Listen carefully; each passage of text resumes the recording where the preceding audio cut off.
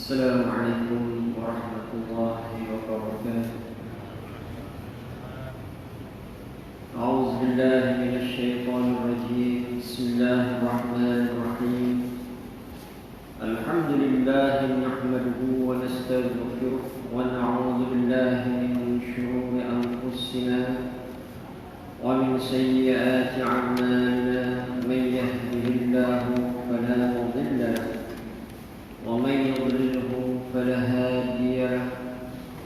أشهد أن لا إله إلا الله وأشهد أن محمدا رسول الله.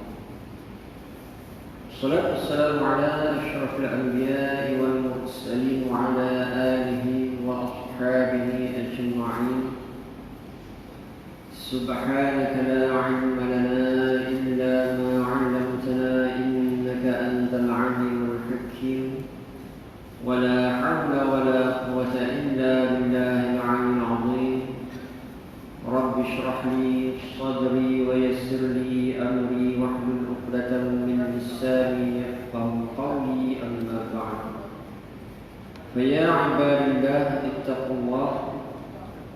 أوصيكم وإياي بتقوى الله فقد فاز المتقون. وأما بعد، alhamdulillah, kita rapatkan setinggi-tinggi pujian kehadirat Allah Subhanahu wa taala, dan kita bersyukur kepada Allah Subhanahu wa taala kerana dengan limpah kurnia, taufik dan hidayah Allah Subhanahu wa taala dapat kita berkumpul di dalam majlis ilmu di antara maghrib dan isya dengan menggunakan kitab Penawar Bagi Hati. Sambungan pada tajuk qala mu'allif rahimahullah wa nafa'ana bi'ulumihi fid darin amin ya rabbal alamin. Kitab yang kedua pada menyatakan qalbun, artinya jantung. Yang kita masuk dalam perbahasan yang merupakan topik utama di dalam ilmu tasawuf. Ini berkenaan dengan kajian tentang hati, di mana perbahasan di dalam ilmu tasawuf yakni satu perbahasan tentang bagaimana hendak mensucikan hati, membersihkan hati daripada sifat-sifat mazmumah dan mengisi hati dengan sifat-sifat mahmudah. Di mana secara ringkas umumnya hati terkesan dengan ketaatan dan juga kemaksiatan yang dilakukan secara zahir dan juga secara batin.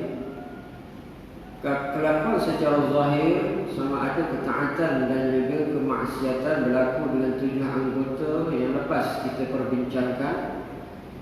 Ini di antaranya mata, telinga, lidah, tangan, kaki, perut dan juga kemaluan. Itu adalah merupakan 7 anggota yang dengannya sama ada berlakunya ketaatan kepada Allah ataupun kemaksiatan kepada Allah Subhanahu wa taala. Begitu juga ketaatan dan juga kemaksiatan berlaku secara batin, yang mana kedua-dua jalan ataupun kedua-dua sumber daripada jasmani dan juga rohani memberi kesan kepada hati. Dan inilah perbahasan pada malam ini tentang jantung ataupun hati ataupun qalbun di sini. Jadi kita ulang pada tajuk kitab yang kedua pada menyatakan qalbun, artinya jantung ataupun hati, dan padanya 10 bab yang mengandung akan sifat kecilaan yang 10. Yang pertamanya berkenaan dengan apakah yang dimaksud dengan qalbun, dan juga selepas itu perbincangan dengan ada 10 sifat yang tercela yang memberi kesan yang buruk ataupun memberi kesan mazmumah yang tercela kepada hati. Ketahui olehmu bahawasanya qalbun itu ada baginya 2 makna. Naklah kita tahu, naklah kita pelajari, yakni qalbun itu ada 2 makna. Yang pertama qalbun jasmani, iaitu daging yang ditaruh di dalam dada sebelah kiri yang menyerupai ia akan jantung pisang, dan iaitu daging yang tertentu di dalamnya ada lubang, dan di dalam lubang itu ada darah yang hitam. Maksud atau makna jantung yang pertama, jantung yang boleh dilihat, seperti kata mu'allif, yakni seperti jantung pisang boleh dilihat, yang di dalam jantung itu ada salur-salur darah dan ada darah, di mana jantung ini boleh diperbaiki ataupun boleh dirawat di klinik ataupun di hospital. Ini jantung yang boleh dilihat. Itu makna jantung ataupun qalbun yang pertama. Dan makna qalbun yang kedua, qalbun rohani, iaitu sesuatu yang halus. Qalbun rohani iaitu sesuatu yang halus, yang mengetahui dan yang mengenal dan mendapat daripada manusia dan hakikat manusia. Yang kedua, qalbun yang bermaksud di sini qalbun rohani. Jadi sesuatu yang halus, sesuatu yang tidak boleh dilihat dengan panca indera, tetapi dia wujud.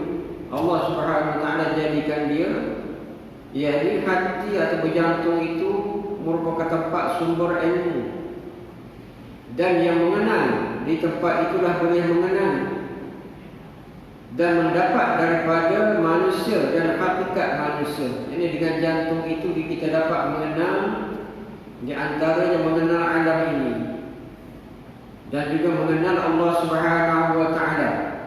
Dan itulah hakikat kepada diri manusia sebenarnya.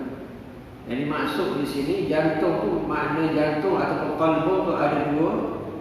Yang pertama yang dapat dilihat dan juga dapat diubati. Dan yang kedua, makna yang kedua adalah berbentuk makna dia wujud, di mana itu adalah hakikat semula jadi manusia ataupun hakikat kejadian manusia, yang dengan jantung hati itulah didapat mengenal alam ini, dan dengan jantung itulah didapat mengenal Allah Subhanahu Wa Taala. Dengan jantung itulah itu sifat asli manusia itu sendiri. Dan dengan jantung hati itulah perbezaan di antara manusia dan makhluk yang lain. Ini hakikat kejadian manusia. Dan ia juga yang dan ia juga yang didapatkan padanya perkataan, dan ia juga yang disuruh dan dilarang. Di mana hati inilah yang ditujukan oleh Allah Subhanahu Wa Taala ataupun suruhan dan larangan. Yang lain daripada itu mengikut akan arahan hati ataupun jantung ini. Ini bermaksud segala suruhan dan larangan daripada Allah Subhanahu Wa Taala akan masuk di dalam qalbun yang maknawi ini, dan dari situlah akan mengarahkan kepada anggota yang lain bekerja. Dan ada kata jantung itu kalah dengan hawa nafsu dan syaitan, sudah tentulah jantung itu akan mengarahkan kepada anggota yang lain untuk membuat keburukan ataupun kejahatan. Dan ada kata jantung itu dijaga dan mendapat petunjuk daripada Allah, bertempat petunjuk Allah, sudah tentulah jantung itu akan mengarahkan anggota-anggota lain untuk membuat kebaikan. Jantung itu adalah merupakan pusat pentadbiran kepada manusia itu sendiri. Itu yang dimaksudkan di sini. Dan ada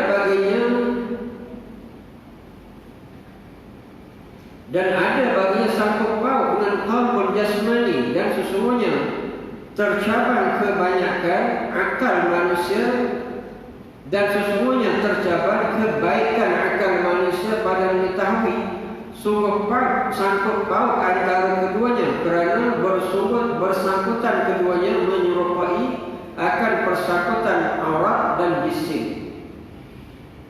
Jadi jantung ini dia ada sangkut paut dengan kejadian jasmani manusia, seperti yang kita sebutkan tadi. Jantung ini adalah pusat pentadbiran, baiknya jantung, baiknya jasmani, dan sebaliknya. Kalau jantung tidak baik, jasmani dia tidak akan baik. Bagaimana? Jantung itu menyerupai akan persangkutan aurat dan juga bising. Aurat itu maksudnya sifat bagi diri makhluk.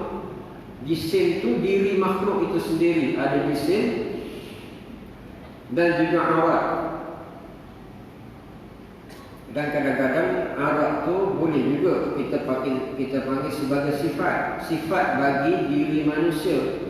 Walaupun sebegitu aurat itu tidak boleh digunakan kepada Allah Subhanahu wa taala. Ini kalau kita belajar dari ilmu akidah, ada jisim dan juga aurat.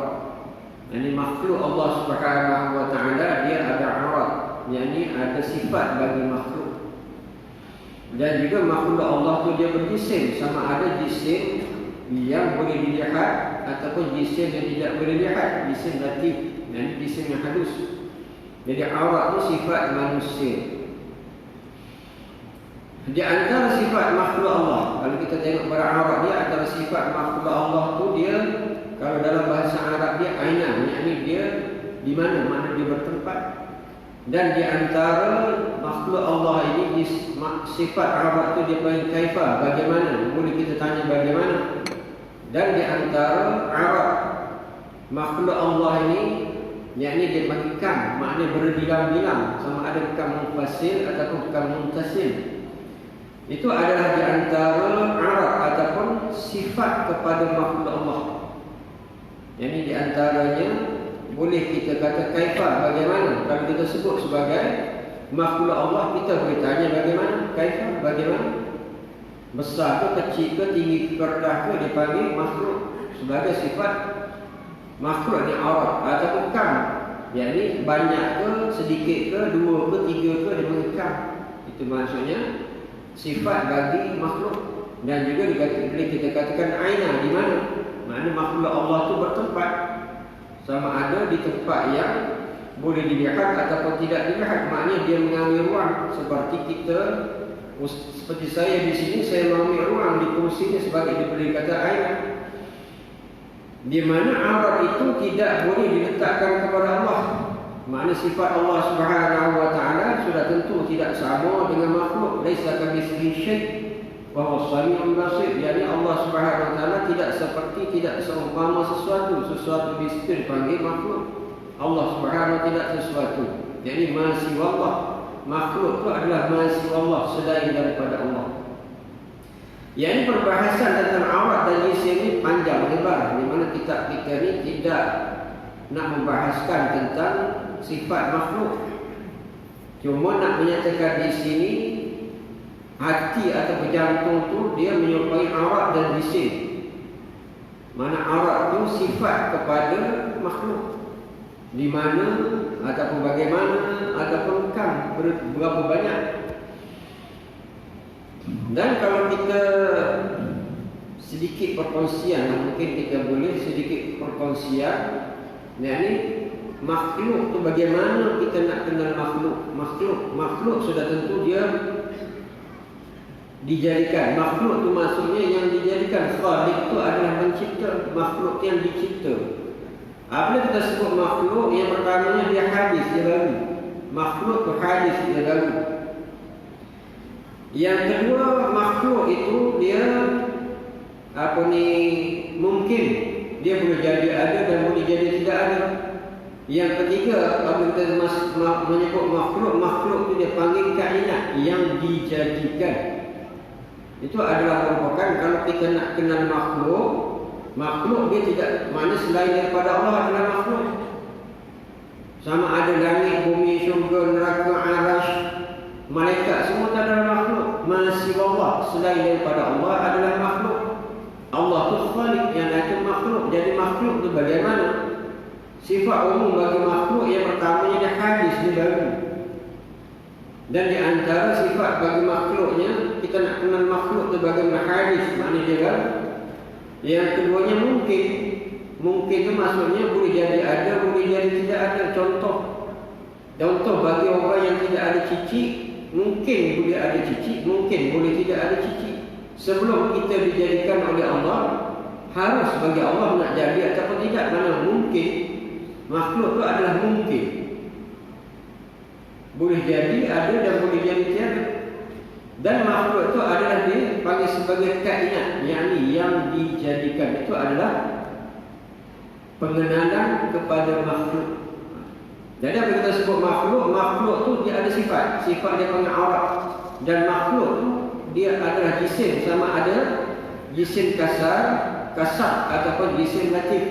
Jisim latif itu seperti malaikat, jin dan sebagainya, panggil jisim latif, yakni yang tak nampak tapi dia adalah makhluk Allah yang berjisim. Yang tidak berjisimnya Allah Subhanahu wa taala. Allah Subhanahu wa taala zat, tapi zat yang qadir. Di mana Allah Subhanahu wa taala tidak dipanggil sebagai aurat, dia sebagai sifat. Yang sifat Allah Subhanahu wa taala, zat dan sifat Allah Subhanahu wa taala mukhalafatu ta'ala lil hawadis. Bersalahan Allah taala dengan sesuatu yang baru. Yang baru itu makhluk. Makhluk sifatnya hadis, yakni baru.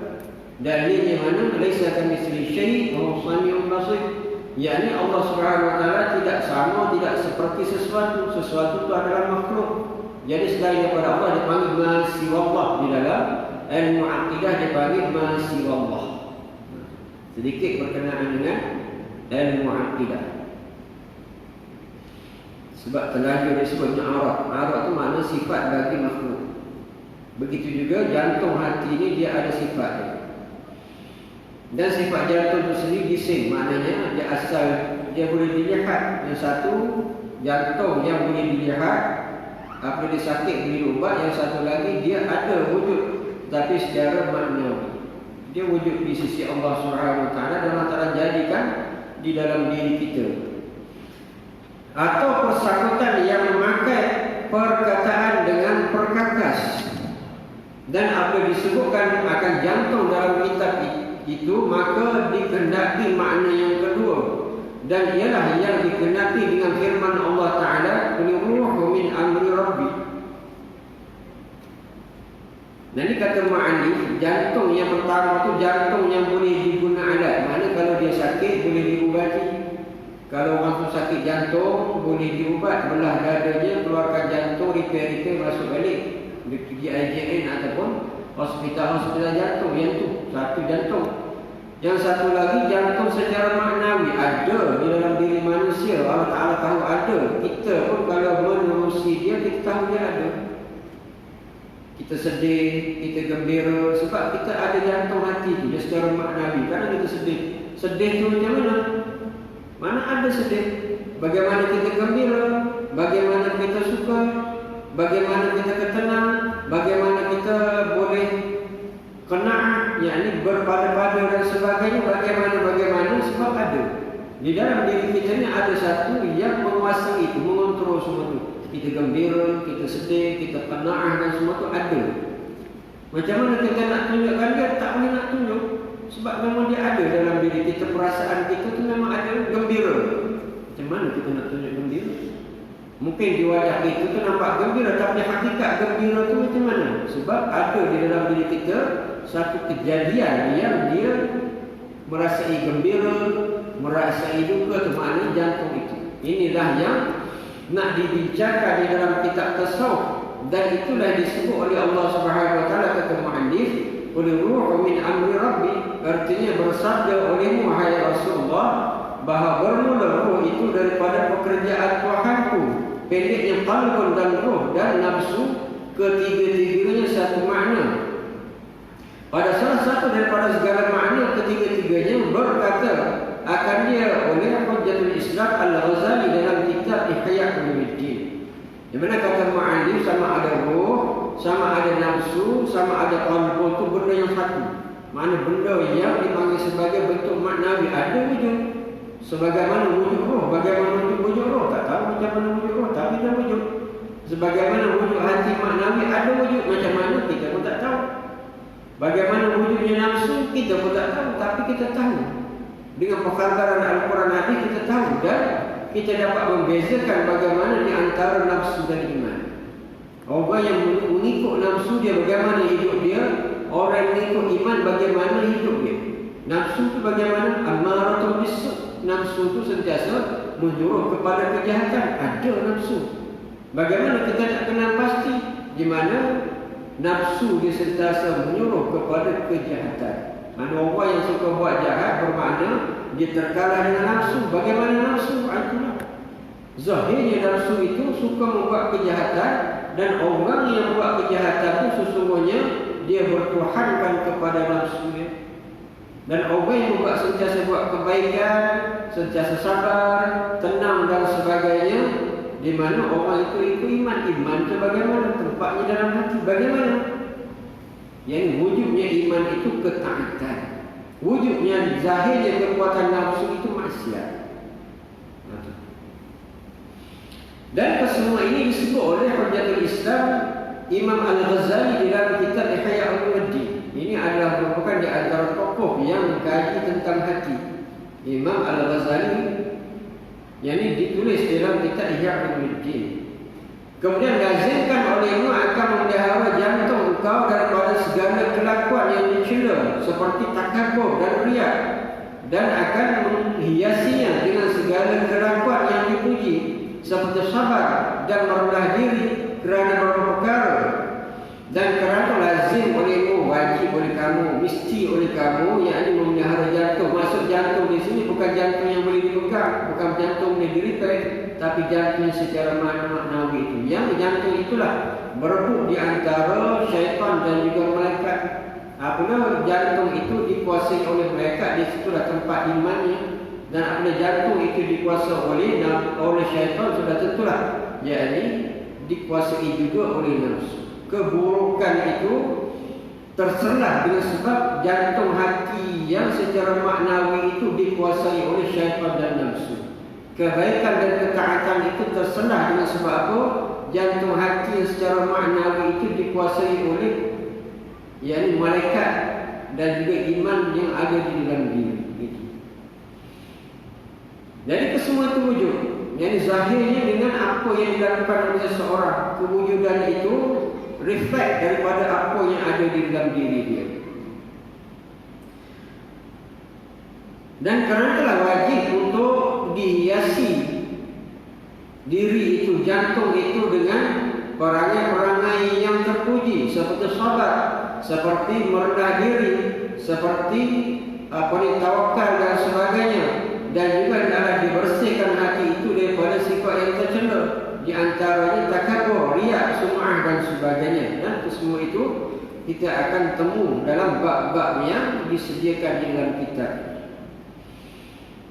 Kerana firman Allah Subhanahu wa taala, wallahu ya'lamu ma fi qulubikum, yang bermaksud dan Allah Taala mengetahui ia akan barang yang di dalam jantung kamu, dalam hati kamu. Maka dalam kita takut daripada mengetahui Allah Ta'ala pada jantung kita yang kejahatan. Di mana Allah Subhanahu wa taala menyebut wallahu ya'lamu ma fi qulubikum, dan Allah ya'lamu, dia mengetahui ma fi, apa dalam jantung ataupun hati kamu. Allah Ta'ala tahu yang dalam hati kita, yang kita sembunyikan, yang kita angan-angankan, Allah Ta'ala tahu. Dan kerana itulah kita kena takut, sebab ilmu Allah Subhanahu wa taala yusirruna wa ma yu'lin, apa yang kita zahirkan dan apa yang kita sembunyikan itu di dalam ilmu Allah. Allah tahu benda yang di dalam jantung kita ni, dalam hati kita ni. Orang tak tahu apa yang kita angan-angankan, apa yang kita hajat-hajatkan, apa yang kita rancang-rancangkan dalam hati jantung kita. Orang tak tahu, tapi jangan lupa Allah Taala tahu. Yusirruna wa ma yu'lin.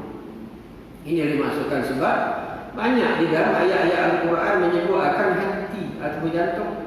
Bermakna dia adalah sesuatu yang Allah Ta'ala jadikan wujud di dalam diri kita.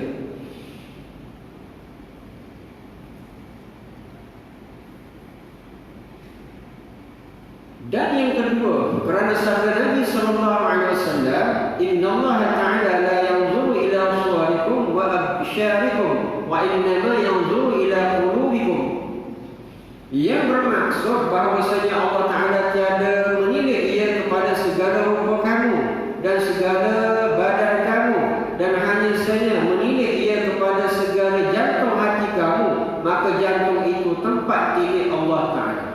Dalam hadis pula disebut oleh Rasulullah SAW, Inna Allah Ta'ala la yanzuru ila suwarikum, sesungguhnya Allah Ta'ala la yanzuru, tidak dia melihat kepada suwarikum, yakni wajah kamu, wa absyarikum, dan juga badan-badan kamu, wa innama yanzuru ila qulubikum, dan akan tetapi Allah Subhanahu wa taala melihat kepada hati kamu. Dalam hadis ini pula, yakni sokongan ataupun dalil berkenaan dengan adanya jantung ataupun hati di dalam diri kita. Sama ada Al-Quran dan hadis menyebut dua perkara yang sama. Dan dalam hadis ini lebih jelas yang macam mana kalau kita lihat maknanya. Kita ambil pedoman daripada maknanya, bahawasanya Allah Ta'ala tiada menilik ia kepada rupa kamu dan segala badan kamu. Allah Ta'ala tak tengok kepada rupa paras kita, tak tengok kepada tubuh badan kita, dan juga Allah tak tengok apa yang kita miliki sama ada harta, kekayaan dan sebagainya. Itu bukan besar di sisi Allah. Itu semua Allah Ta'ala jadikan kita. Sama ada rupa cantik, rupa segar, badan besar, kuat dan sebagainya, harta yang banyak dan sebagainya, itu bukan perkara yang besar di sisi Allah. Itu bukan perhatian Allah. Dan hanya saja menilik ia kepada segala jantung hati kamu, dan maka jantung itu tempat tilik Allah Ta'ala. Yang Allah Ta'ala tengok apa yang ada dalam hati kita. Sebab hati itu sebagai sumber kepada anggota seluruhnya. Hati itulah sebagai tempat pentadbiran ataupun tempat mengontrol segala apa yang ada di dalam diri kita dan luar kita, hati jantung kita. Dan itulah yang dilihat oleh Allah Subhanahu wa taala.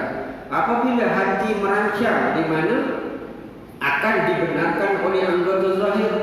Apabila hati merancang nak membuat sesuatu, di mana akan dibenarkan rancangan hati itu dengan perbuatan zahir.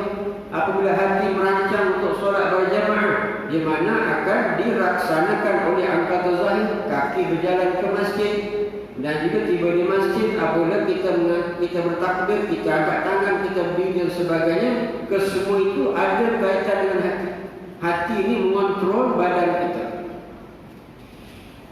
Maka tiada patut bagi kita menghiasi muka kita yang ia tempat tilik manusia, dan kita biarkan jantung kita kotor, berlumur dengan segala sifat kecilaan yang ia tempat tilik bagi Tuhan kita. Bahkan saja bagi yang berakal membersihkan jantungnya dan menghiasinya lebih bersangatan daripada membersihkan dan menghiasi mukanya. Dan kerana itulah kata pengarang, tak patut kita ni berhias-hias muka kita, mencantikkan wajah kita, mencantikkan tubuh badan kita sampai sabar dan sebagainya. Itu bukan perkara yang penting. Kadang-kadang manusia melebihkan cantik, rupa paras, dan ini sekian masa ataupun dia tetapkan duitnya, masanya, dia buat allocation dengan buat peruntukan dengan wang ringgitnya untuk membuat kecantikan badannya, tetapi hatinya bercelaru, hatinya penuh dengan dengki, hatinya penuh dengan sifat-sifat mazmumah. Dalam dirinya ada hasad, dalam dirinya ada sifat marah, dalam dirinya ada takabur, dalam dirinya ada sum'ah, dalam dirinya ada wujud. Itu yang Allah Ta'ala tengok. Sedangkan di luarnya macam cantik, tetapi dalam dirinya penuh dengki.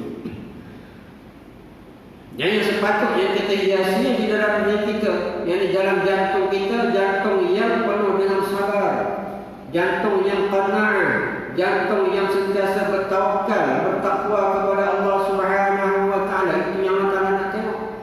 Luar cantik, tapi dalamnya na'udzubillah, penuh dengan kemarahan, penuh dengan kebencian, penuh dengan hasad dengki, penuh dengan takabur sombong, penuh dengan bangga diri, penuh dengan ingin menunjuk-nunjuk di dalam beribadah. Orang tak tahu tapi dia sebut-sebut.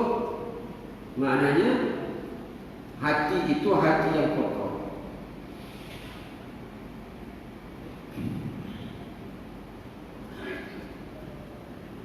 Dan yang ketiga, bahawasanya jantung hati itu raja bagi segala anggota, dan segala anggota itu mengikut ia akan perintah rajanya. Dan apabila baik jantung itu, nescaya baiklah segala anggota, dan apabila jahat ia, nescaya jahat segala anggota. Sabda Nabi SAW. Yang ketiga, jantung itu adalah pengontrol, raja kepada anggota yang lain. Kalau baiklah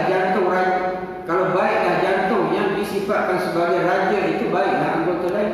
Dan kalau jantung itu rosak teruk ataupun punah ataupun rosak, di mana anggota lain pun akan ikut rosak ataupun binasa. Sebagaimana yang disabdakan oleh Rasulullah sallallahu alaihi wasallam, "Inna fil jasadi mudghatan idza salahat salaha al-jasadu kulluhu wa idza fasadat fasada al-jasadu kulluhu ala wa hiya qalb."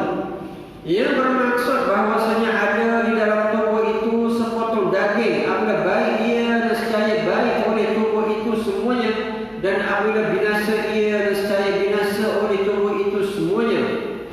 Jaga-jaga, dan iaitu jantung. Dan apabila baik jantung itu, sebab bagi baik segala anggota, nescaya wajib atas kita bersungguh-sungguh pada membaikinya dan memeliharanya daripada segala kebinasaan. Ini jelas dalam hadis ini, jelas Rasulullah SAW menyebut sesungguhnya di dalam jasad, di dalam diri seseorang itu ada sepotong daging.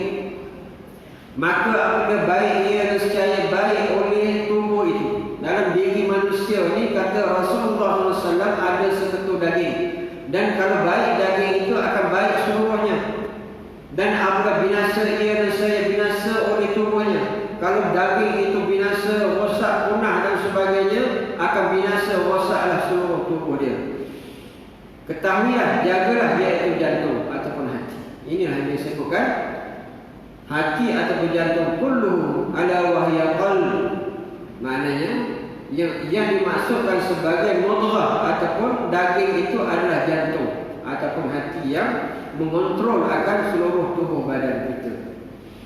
Jadi jelas kalau kita lihat di sini berkenaan dengan hati ataupun jantung hati ini, jelas ada di dalam Al-Quran dan hadis, dan inilah yang dibincang dan diperbahaskan oleh ulama-ulama tasawuf. Dia adalah sesuatu yang amat penting, sehingga dalam hadis yang kita bacakan tadi yang jelas kepada kita, yang baik buruk diri kita itu bergantung kepada jantung hati kita. Dan yang keempat, bahawasanya jantung itu tempat taruh bagi segala sifat-sifat kepujian seperti iman dan ma'rifah dan tawakal dan rada dan pengetahuan. Maka patut sangat bagi penaruhan yang seperti ini bahawa dipelihara akan dia daripada segala kelakuan dan kecelaan, dan dijaga daripada setru, iaitu syaitan. Dan yang keempat, kata mu'allif, kata pengarang, jantung itu tempat simpanan, tempat letak, tempat platform, iaitu tempat platform sifat-sifat yang terpuji. Di antara sifat yang terpuji ini seperti iman. Iman itu adalah perkara, iman itu adalah merupakan keyakinan yang perlu ada di dalam diri kita, ataupun dinamakan sebagai ikatan akidah, aqaidul iman, yakni ikatan iman yang perlu ada tempatnya di mana? Di dalam jantung hati. Dan hati juga tempat ma'rifat Allah, kenal Allah. Jadi jantung itu dinisbahkan kepada tempat ladang ilmu untuk kenal Allah dan juga kenal alam ini. Dan jantung tempat sifat yang baik, sifat yang terpuji, sifat tawakal, yang berserah diri kepada Allah Subhanahu wa taala dalam segala apa juga usaha. Dan juga tempat jantung, tempat yang terpuji, rada terhadap hukum Allah, rada terhadap ketentuan Allah. Hukum Allah itu ada dua, hukum berkenaan dengan halal haram, hukum juga rada terhadap halal dan haram. Di kanan kita ada yang halal tapi sikit, di kiri kita ada yang haram tapi sikit, di kiri kita ada yang haram tapi banyak. Tapi kerana kita rada terhadap hukum Allah, kita ambil yang halal walaupun sikit, itu rada yang pertama. Dan rada yang kedua, rada terhadap takdir Allah Subhanahu wa taala. Kadang-kadang Allah Taala uji kita takdirnya, yakni sesuatu yang menyebabkan hati kita tidak suka, kematian kita tidak suka, kesakitan kita tidak suka, kesusahan kita tidak suka.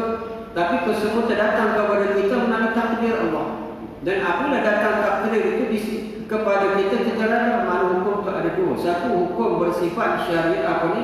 Hukum berbentuk syarak ataupun amali mukallaf, yakni halal haram dan sebagainya. Yang kedua, hukum berkenaan dengan rada terhadap takdir, rada kepada hukum bersifat amali atau berbentuk syarak, syariat Allah tu. Yang kedua, rada terhadap hakikat, yakni rada terhadap qada dan qadar Allah Subhanahu wa taala. Ini yang ada dalam hati, yang perlu ada di dalam hati ini, rada. Dan juga pengetahuan, yakni ilmu. Yang hati ini tempat ilmu. Kadang kita belajar ilmu, tempatnya untuk faham di hati kita. Ada orang yang dapat ilmu sikit, sikit dia faham banyak, sebab takut kepada Allah. Satu daripada cabang ataupun perkembangan ilmu itu takut kepada Allah. Innama yakhshallaha min ibadihi al-ulama. Hanya saja yang takut kepada Allah daripada kalangan hamba dia adalah ulama. Yang yakhshallah itu maknanya takut yang meningkatkan ilmu. Sebab ulama itu dia ada kaitan dengan ilmu. Takut masuk di sini kata ulama, dia ini takut, dengan takut itu percambahan ilmu akan berlaku kepada orang. Takut kepada Allah. Takut ni kemuncak daripada ta'abbudi. Takut ni kemuncak kepada kehambaan kepada Allah Subhanahu wa taala. Takut itu benteng daripada segala maksiat. Takut kepada Allah. Kenapa kita berpuasa orang tak nampak? Kita puasa siang hari kita tidak makan. Sebab kita takut kepada Allah. Takut itulah dipanggil sebagai sifat kehambaan yang paling tinggi. Dan dengan takut itulah satu daripadanya Allah Subhanahu wa taala akan memberi percambahan ilmu kepada seseorang itu. Kadang satu ilmu ni orang ni dia faham macam ni dan orang ni lebih faham. Tengok bagaimana ulama faham dia lebih banyak daripada kita. Dan ulama ada berbagai-bagai kategori ulama. Ada ulama yang mujtahid mutlak, yang mereka ni faham Al-Quran dan Hadis. Bukan setakat itu, tapi mereka dapat membina akan kaedah, sehingga kita faham hukum tu melalui kaedah yang ditinggalkan oleh ulama-ulama. Maknanya innama yakhshallaha min ibadihi al-ulama. Maknanya dengan takut kepada Allah, Allah Subhanahu wa taala akan memberi percambahan ilmu. Takut juga satu daripada sifat yang terpuji, kemuncak ataupun di antara kehambaan yang paling tinggi. Ini takut kepada Allah Subhanahu wa taala, khauf.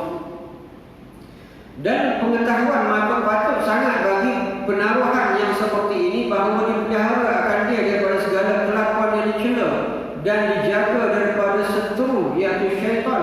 Dan kerana hati ini tempat yang amat mahal, sangat-sangat mahal. Allah Ta'ala jadikan cukup mahal. Dan kerana hati itu naklah kita jaga daripada sifat-sifat yang tercela. Jangan sampai dia kalah ataupun ditawan oleh seteru. Siapa seteru? Syaitan dan juga nafsu kita.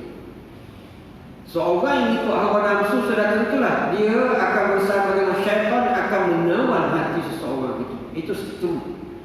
Dan apabila syaitan dan nafsu itu menawan hati kita, bermakna di situlah hilangnya sifat-sifat yang terpuji. Akan gugur, akan hilang sifat-sifat terpuji di dalam diri kita. Apabila hati dikuasai oleh syaitan dan nafsu, orang tak takut kepada Allah. Apabila hati dikuasai oleh nafsu dan juga syaitan, seseorang itu tidak akan ada sifat qanaah, seseorang tidak akan sifat sabar, seseorang tidak akan redha terhadap hukum Allah, seorang itu tidak akan redha terhadap takdir Allah Subhanahu wa taala. Sebab apa? Apabila hati itu dikuasai oleh hawa nafsu dan syaitan, di mana segala sifat-sifat tercela akan dibawa masuk di dalam hati itu. Na'udzubillah. Insya-Allah. Setengah minit. Yang kelima, bahawasanya jantung itu tempat ilham daripada malaikat dan tempat waswas bagi syaitan, dan lagi jantung itu tempat berperang akal dan hawa nafsu. Maka akal itu menyuruh ia kepada kebajikan dan hawa nafsu menyuruh ia kepada kejahatan. Maka saya kira bahawa tiada dilalaikan daripadanya tambahan lagi bahawasanya kesalahan jantung, bahawanya kesalahan jantung itu lebih besar. Beri ruang kepada azan.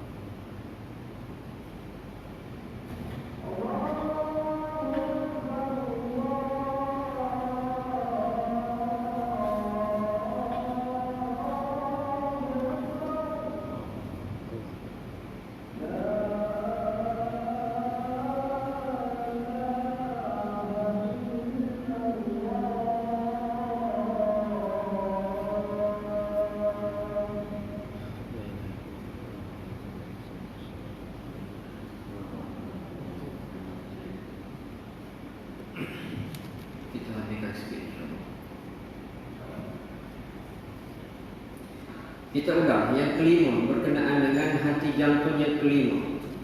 Bahawasanya jantung itu tempat ilham daripada malaikat dan tempat waswas bagi syaitan, dan dari jantung itu tempat berperang akal dan hawa nafsu. Maka akal itu menyuruh kepada kebaikan dan hawa nafsu menyuruh kepada kejahatan. Maka saya kira bahawa tiada dilalaikan daripadanya. Tambahan lagi bahawasanya kesalahan jantung itu lebih besar, sekurang-kurangnya keras dia tiada menerima pengajaran. Di mana jantung ini tempat ilham daripada malaikat dan juga tempat waswas daripada syaitan. Al-Quran menyebut tentang ilham, fa'alhamaha fujuraha wa taqwaha, ilham. Jadi ilham itu Allah SWT datangkan melalui perantara malaikat. Dan waswas itu memang kerja syaitan, sentiasa waswas, yuwaswisu fi sudurin nas minal jinnati wan nas. Waswas di antara halal dan haram. Yang haram banyak, yang halal sikit. Jadi bagaimana kalau kalah dengan syaitan? Waswas syaitan itu akan menyebabkan seorang itu tewas untuk ambil yang haram. Waswas sentiasa bawa waswas. Dan di antara waswas yang paling dahsyat adalah waswas daripada manusia itu sendiri. Syaitan itu bisik-bisik, manusia tarik. Syaitan itu dia datang bisik-bisik, buat yang ni, buat yang ni. Kita kadang boleh lawan lagi. Tapi kadang waswas daripada manusia, dia akan bimbing tangan kita kepada kejahatan. Itu waswas daripada manusia. Yuwaswisu fi sudurin nas minal jinnati wan nas. Itu waswas. Dan lagi jantung itu tempat berperang akal dan hawa nafsu. Jantung itu tempat pegang akal dan hawa nafsu. Dan maka akal itu menyuruh kepada kebajikan dan hawa nafsu menyuruh akan kejahatan. Maka saya kira bahawa tiada dilalaikan daripadanya. Tambahan lagi bahawasanya kesalahan jantung itu lebih besar. Jangan kita lalai. Jangan sampai jantung hati kita tertewas, terkalah, dikuasai oleh syaitan dan nafsu. Sebab apa? Kesannya amat besar. Kesalahan yang berlaku dengan sebab tertewas oleh hawa nafsu dan syaitan itu amat besar. Sekurang-kurang apabila hati tertewas dengan nafsu dan syaitan, sekurang-kurang hati itu akan jadi keras.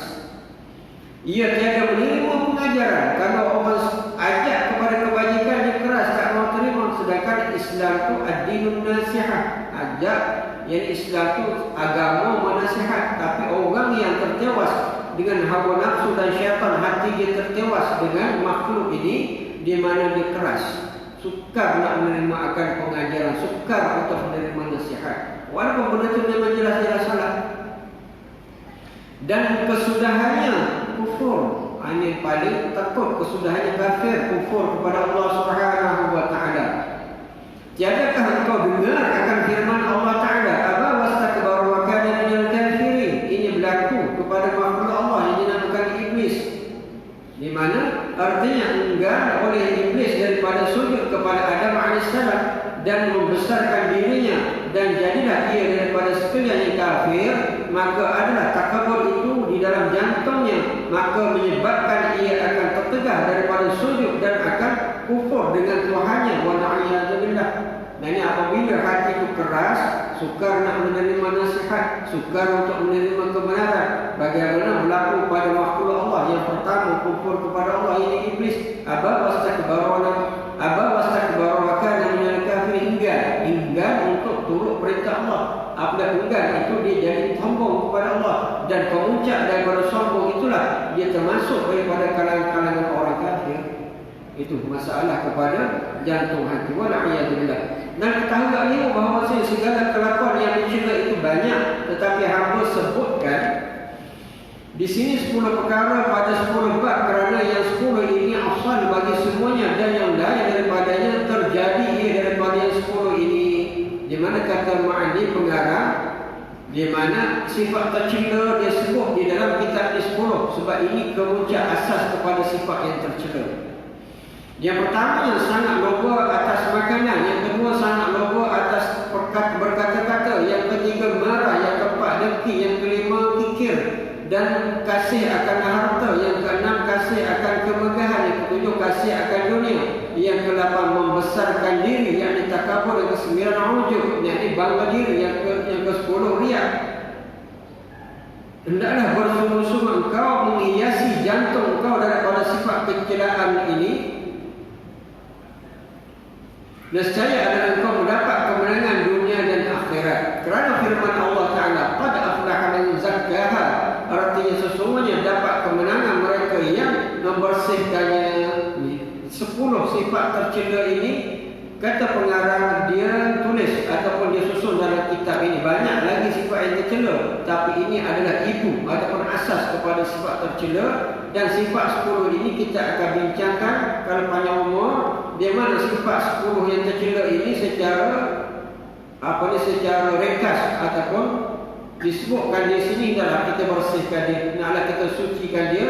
Di mana membersihkan sifat yang tercela ini, dia disebut oleh Allah Subhanahu wa taala, "Qad aflaha man zakkaha." Artinya sesungguhnya dapat kemenangan mereka yang membersihkannya. Sifat tercela itu kena dibersihkan.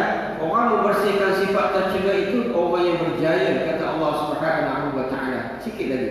Artinya membersihkan akan jantung daripada kelakuan yang dilarang, dan sabda Nabi SAW, "At-tuhuru syatrul iman." Yang bermaksud artinya suci itu separuh daripada iman. Memberi faham oleh ini hadis akan bahawasanya sempurna iman itu adalah ia dengan membersihkan jantung daripada barang yang tiada kasih akan dia oleh Allah Ta'ala.